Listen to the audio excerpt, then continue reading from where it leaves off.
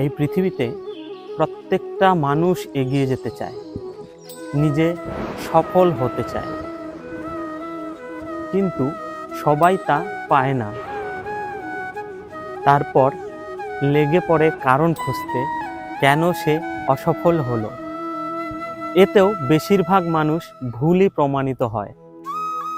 যদি এ কথাই আমি আপনাকে ভালোভাবে বোঝাই, তো আসল কথা হলো, যদি আমার পেট ব্যথা থাকে আর আমি দাঁতের ব্যথার ঔষধ খাই, তাহলে সেই ঔষধ কোনো কাজেই লাগবে না।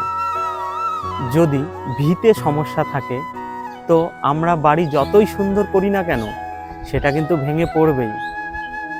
যদি আমরা এগিয়ে যেতে না পারি, সেটা আমাদের পায়ে ব্যথার কারণ নয়, সেটা হলো আমাদের ছোট চিন্তা ভাবনা। যদি আমরা ভবিষ্যৎ আর ভাবনা লিখতে না পারি, তবে সেই দোষ কলমের নয়, সেই দোষটা হলো অন্যের ওপর হিংসা করা।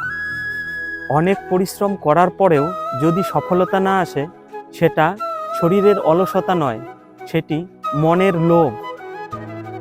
এর জন্য সবার প্রথমে অসফলতার কারণ ভালোভাবে বুঝুন, আর তারপর শুদ্ধ মনে এগিয়ে যান।